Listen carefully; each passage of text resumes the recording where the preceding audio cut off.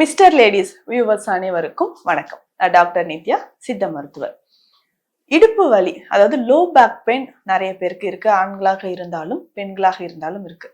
இது பொதுவா நம்ம ஏதாவது ஒரு ஒர்க் பண்ணிட்டு இருக்கோம்ல, ரொம்ப நேரம் நின்றுகிட்டே ஒர்க் பண்றதுனால ஏற்படுறதா கூட இருக்கலாம். அடுத்தது ஏதாவது நமக்கு பேக்ல, அதாவது லோ பேக்ல ஏதாவது சம்டைம்ஸ் ப்ராப்ளம் இருக்கு, இல்ல டிஸ்க் பல்ஜ் இருக்கு, டிஸ்க் ஹெர்னியேஷன் இருக்கு, இந்த மாதிரி கண்டிஷன்லயும் இருக்கு.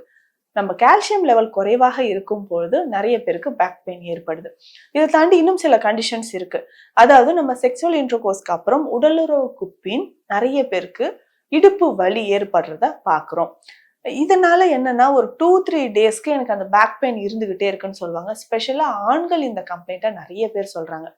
இப்போ உடலுறவில் ஈடுபட்ட பிறகு எனக்கு ஒரு 2-3 நாட்களுக்கு தொடர்ச்சியாக இடுப்பு வலி இருந்துகிட்டே இருக்கு அப்படின்னு சொல்லுவாங்க. அதே மாதிரி சில பெண்களுக்கும் இந்த கம்ப்ளைண்ட் இருக்கு.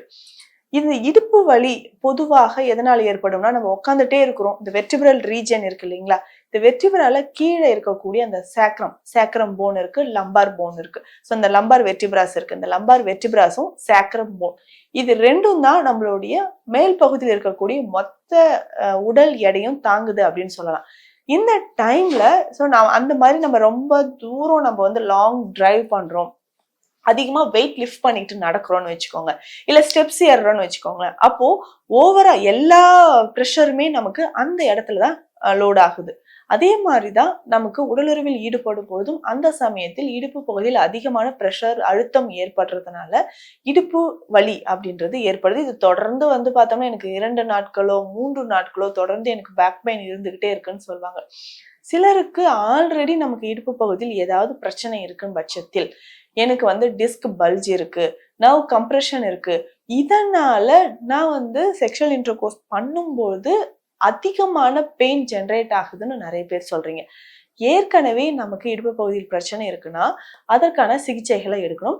இதே மாதிரி நிறைய பெண்கள் சொல்லுவாங்க, ஆஃப்டர் டெலிவரிக்கு அப்புறம், இல்ல எனக்கு சிசரியன் தான் ஆச்சு, ஃபர்ஸ்ட் பேபி அப்போ எனக்கு இவ்வளோ பெயின் இல்லை, செகண்ட் பேபி பிறந்ததுக்கு அப்புறம் நான் உடலுறவில் ஈடுபடும் போது இடுப்பு பகுதியில் அதிகமான வலி இருக்குன்னு நிறைய பேர் சொல்றாங்க.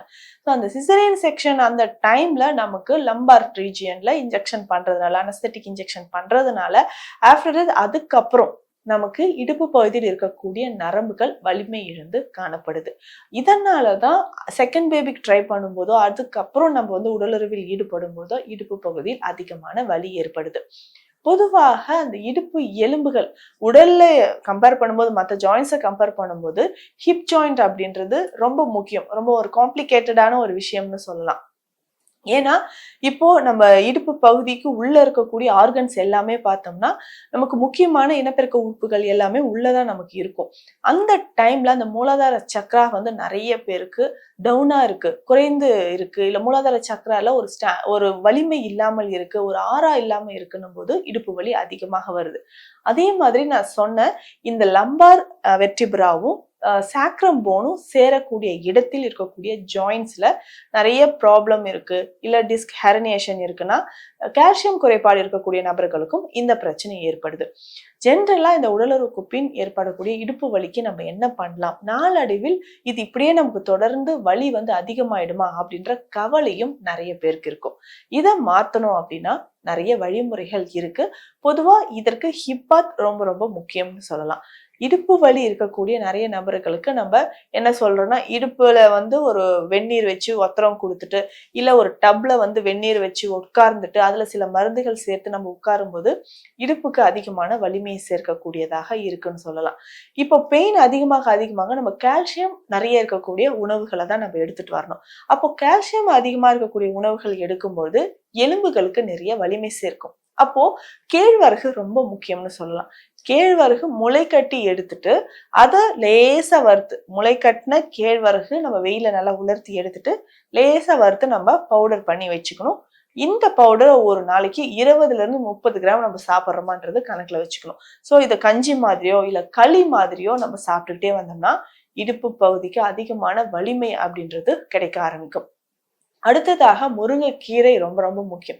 இந்த முருங்கைக்கீரை நம்ம எப்பவுமே என்னன்னா, எப்பவுமே கிடைக்குது தானே, இதுல இருந்து சத்துக்கள் இருக்கு அப்படின்னு நம்ம அலட்சியமா தான் விடுவோம். நிறைய சத்துக்கள் இருக்கு. முக்கியமாக இடுப்பு பகுதியில் இருக்கக்கூடிய வலிகள், ஆண்களுக்கு வலிமை சேர்க்கக்கூடியதாக இந்த முருங்கைக்கீரை இருக்கு. பொதுவா போகம் விளைவிக்கும் கீரைகள்னு சொல்லிட்டு சித்த மருத்துவத்துல சொல்வோம். அதுல முருங்கைக்கீரையும் ஒன்று. அதுக்கப்புறம் தாளிக்கீரை, தூதுவளை, பசலைக்கீரை, இது எல்லாமே ரொம்ப ரொம்ப முக்கியம். பேர்லயே இருக்கு பாருங்க, போகம் விளைவிக்கும் கீரைகள். இந்த கீரைகளை நம்ம தொடர்ந்து உணவில் சேர்த்துக்கணும். முருங்கைக்கீரை சாறு எடுத்து நம்ம என்ன பண்றோம்னா பச்சரிசியில ஊற்றி வச்சுட்டு நைட்டு ஃபுல்லா அதை அப்படியே ஊறட்டும். காலையில அதை உலர்த்தி அந்த அரிசியை நம்ம எடுத்துக்கலாம்.